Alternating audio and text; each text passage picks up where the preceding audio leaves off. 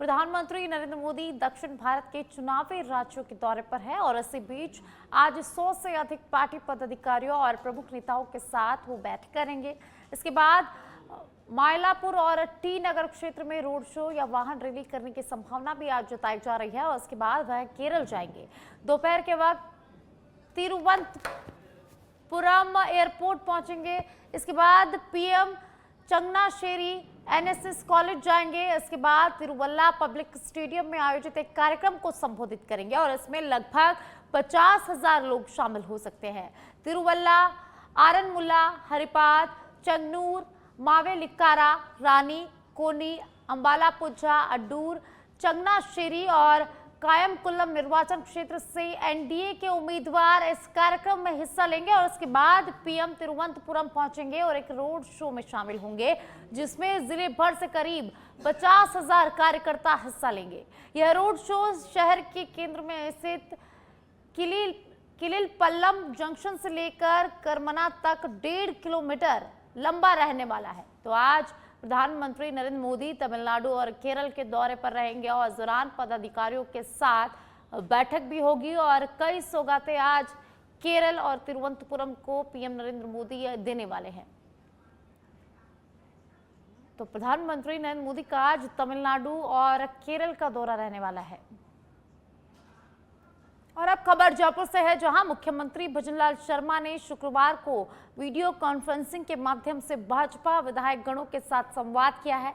इस दौरान मुख्यमंत्री ने राज्य सरकार के जन कल्याणकारी कार्यक्रमों एवं जन अभियानों में जनप्रतिनिधि की सक्रिय भूमिका को अहम बताते हुए आगामी कार्यक्रमों को जन आंदोलन के रूप में सफल बनाने का आह्वान किया। साथ ही उन्होंने आगामी संगठनात्मक कार्यक्रमों में भी सक्रिय भूमिका निभाने के लिए यहां पर कहा है। मुख्यमंत्री भजनलाल शर्मा ने कहा कि राज्य सरकार संकल्प पत्र के वादों को पूरा कर रही है।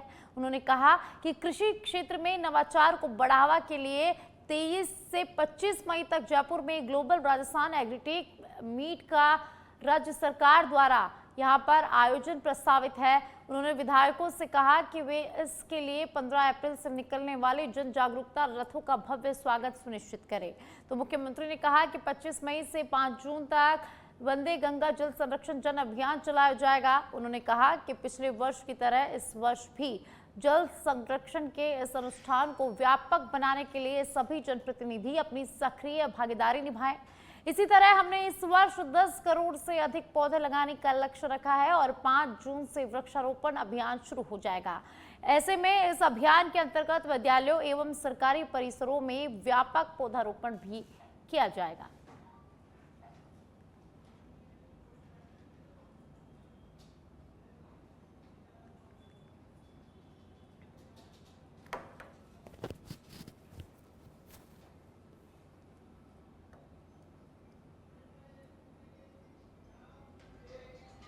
और अब खबर जोधपुर से है, जहां जिला मुख्यालय पर नया जिला कलेक्टर आलोक रंजन ने पदभार ग्रहण कर लिया है। इस अवसर पर अतिरिक्त जिला कलेक्टर जवाहर चौधरी और अतिरिक्त जिला कलेक्टर सुरेंद्र सिंह राजपुरोहित ने आवश्यक दस्तावेजों पर हस्ताक्षर कराकर औपचारिकताएं यहां पर पूरी की है। तो जोधपुर से खबर है, जहां नए कलेक्टर आलोक रंजन ने जोधपुर में पदभार ग्रहण कर लिया है। नया जिला कलेक्टर आलोक रंजन ने यहाँ पर कार्यभार संभाला है।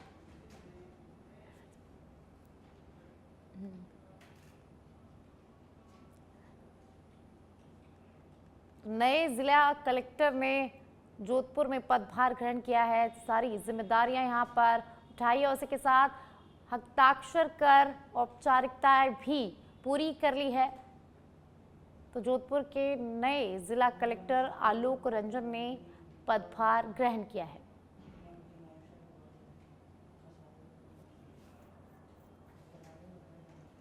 सबसे पहले आप सभी को मेरा नमस्कार।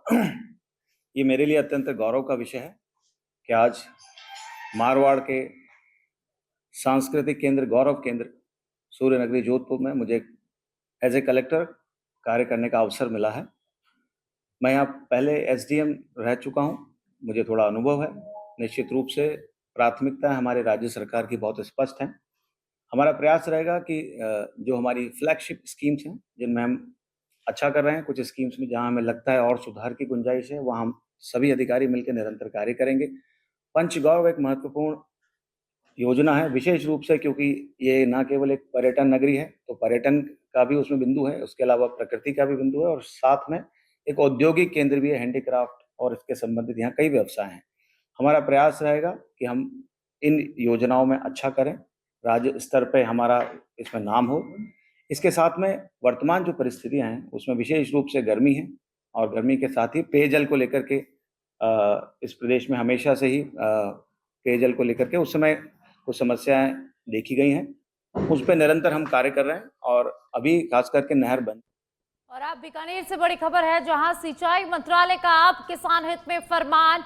जल संसाधन विभाग के इंजीनियरों को फील्ड में रहने के सख्त निर्देश यहां पर मिले हैं। नहरों में अंतिम छोर तक पानी पहुंचाने, परियोजनाओं को गति देने के संबंध में मंत्रालय का अहम आदेश आया। एसी कमरों से बाहर निकलकर फील्ड में उतरकर कार्य करने का अधिकारियों को आदेश दिया गया है और अब लगातार 10 दिन फील्ड में उतरकर अधिकारी नहरों की टेल तक स्थिति का जायजा लेंगे। तो ऐसे में आदेश जारी होते ही सिंचाई विभाग में खलबली मच गई है।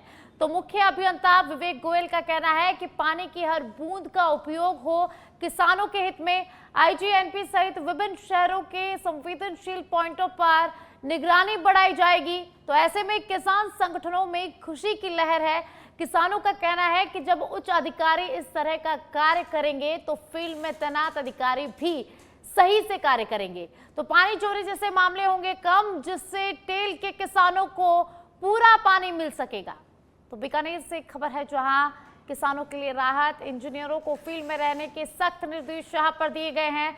परियोजनाओं को गति देने के संबंध में मंत्रालय का आदेश जारी हुआ है और ऐसे में आदेश जारी होते ही सिंचाई विभाग में अब खलबली मच गई है। सिंचाई मंत्रालय का अब किसानों के हित में फरमान आया है। फरमान जारी किया है तो इंजीनियरों को फील्ड में रहकर कार्य करने के सख्त निर्देश दिए गए हैं।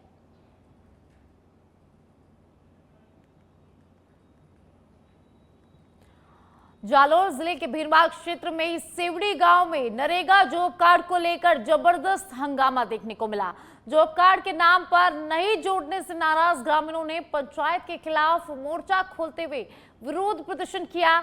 गांव में बड़ी संख्या में ग्रामीण इकट्ठा हुए और पंचायत प्रशासन के खिलाफ जमकर नारेबाजी भी की।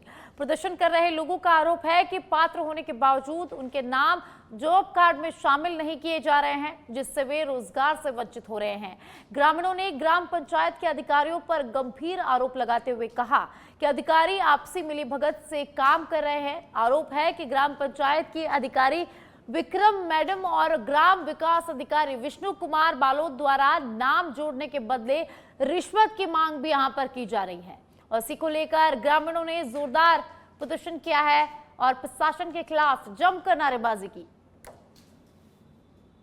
जालोर के भीनमाल से खबर है, जहां ग्राम पंचायत के विरोध में ग्रामीणों का विरोध प्रदर्शन देखने को मिला।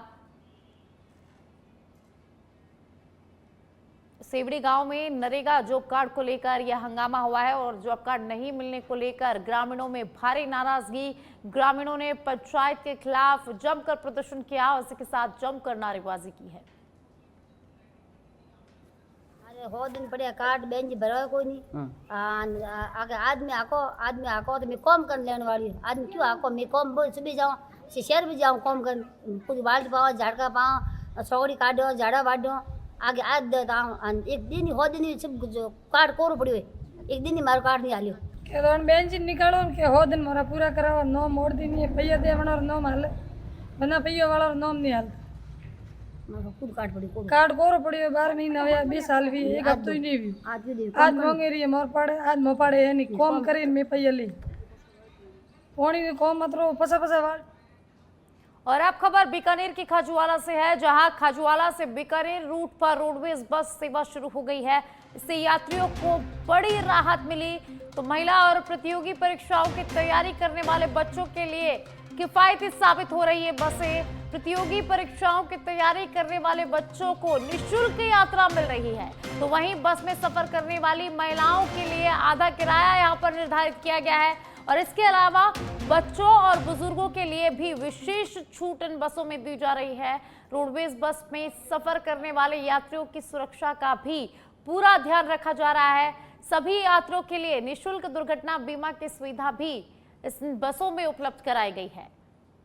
खाजुवाला से खबर है, जहां रोडवेज बस सेवा यहां पर शुरू हो गई है। तो खाजुवाला से बीकानेर रूट पर रोडवेज बस सेवा शुरू हुई है, जिससे यात्रियों को बड़ी राहत मिलने वाली है और बड़ी राहत यहां पर मिली है। तो वहीं छात्रों के लिए किराया एकदम यहां पर फ्री कर दिया गया है, निःशुल्क यात्रा उनकी रहने वाली है। महिलाओं को किराए में आधी छूट दी गई है, उसी के लिए बच्चों और बुजुर्गों के लिए भी विशेष छूट यहां पर उपलब्ध है। और इसी के साथ सभी यात्रियों के लिए निःशुल्क दुर्घटना बीमा की सुविधा भी इन बसों में उपलब्ध कराई गई है।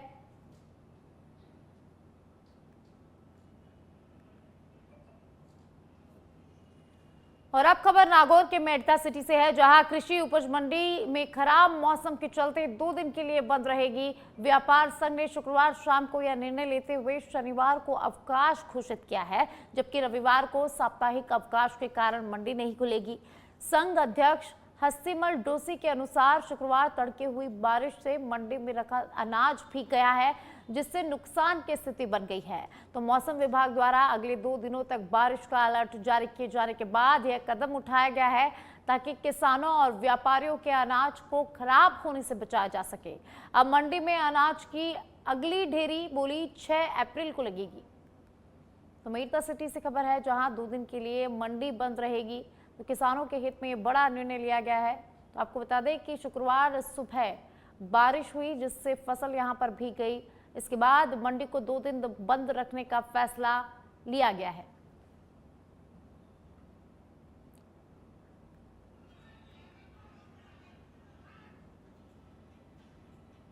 नागौर के मेड़ता सिटी से खबर है, जहां मेड़ता सिटी में किसानों के हित के लिए निर्णय लिया गया है। यहां खराब मौसम के चलते मेड़ता सिटी को 2 दिन बंद रखने का निर्णय लिया गया है। बारिश से शुक्रवार को यहां पर अनाज भीग गया, जिसके बाद शनिवार को मंडी को बंद रखने का निर्णय लिया गया है और इसी के साथ रविवार साप्ताहिक अवकाश होता है। तो अब अगली बोली 6 अप्रैल को लगेगी। अगली 6 अप्रैल को यहां पर मंडी एक बार फिर से खुलेगी।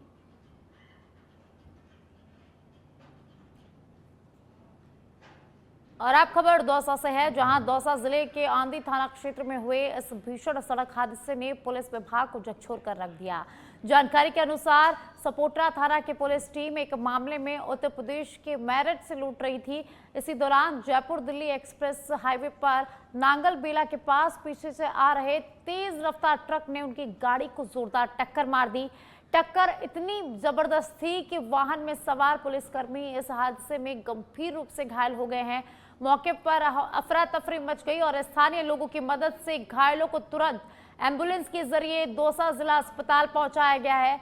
अस्पताल में जांच के बाद सब इंस्पेक्टर हनुमान साय मीणा को मृत घोषित कर दिया गया है। तो वहीं कांस्टेबल कजोड़ चौधरी, रामराज बैरवा और राम नरेश मीणा इस हादसे में घायल हो गए हैं, जिनका इलाज किया जा रहा है। दौसा से खबर है, जहां भीषण सड़क हादसा हुआ है। दिल्ली मुंबई एक्सप्रेस वे पर बड़ा हादसा हुआ है। तो पुलिस की गाड़ी को पीछे से तेज रफ्तार में आ रहे ट्रक ने भीषण टक्कर मार दी। इसमें 4 पुलिसकर्मी गंभीर रूप से घायल हो गए। चारों को एम्बुलेंस की मदद से अस्पताल पहुंचाया गया, जहां एक को डॉक्टरों ने मृत घोषित कर दिया है, बाकी 3 का इलाज किया जा रहा है।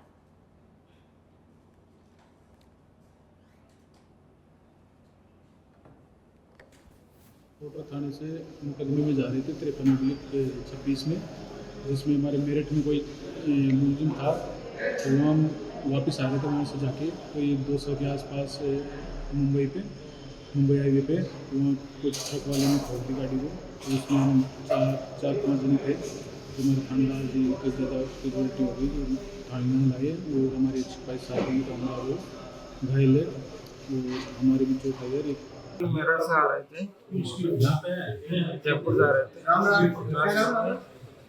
अचानक से एक्सीडेंट हुआ और हम लोगों को चेक। कितने लोग थे?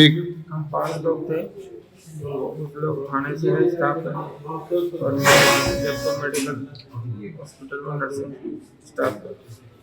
अच्छा, तो कौन से थाने का मामला है ये? ये सपोर्टर थाना कक्ष डिस्ट्रिक्ट करौली तहसील सपोर्टर थाने और हम कुछ मैटर में गए थे वहाँ पर महिला के पास। और अब खबर जोधपुर के बिलाड़ा से है, जहां बिलाड़ा जयपुर हाईवे पर बड़ा सड़क हादसा हुआ है। उचियाडा ग्राम के पास ट्रक और बाइक की जोरदार टक्कर हुई और इस हादसे में एक बालिका की मौत हो गई है। मृतक उचियाडा निवासी दिव्या बामणिया के रूप में मृतका की पहचान हुई है। तो बिलाड़ा थाना टीम मौके पर पहुंचकर शव को बिलाड़ा मोर्चरी में भिजवाकर पूरे मामले की जांच शुरू कर दी है। तो भीषण हादसा हुआ, एक बालिका की हादसे में मौत और मृतका की पहचान दिव्या के नाम के रूप में हुई है। बिलाड़ा थाना पुलिस टीम मौके पर पहुंची और शव को बिलाड़ा अस्पताल की मोर्चरी में रखवा दिया गया है और पूरे मामले की जांच शुरू कर दी है। तो जोधपुर के बिलाड़ा से बड़ी खबर है, जहां बिलाड़ा जयपुर हाईवे पर भीषण सड़क हादसा हुआ है। हादसे में एक बालिका की मौत हो गई है। तो उचियाडा ग्राम के पास ट्रक और बाइक की जोरदार टक्कर हुई और इस हादसे में एक बालिका की मौत हो गई है। मृतक उचियाडा निवासी दिव्या बामणिया के रूप में पहचान हुई है और अब पुलिस पूरे मामले की जांच में जुट गई है।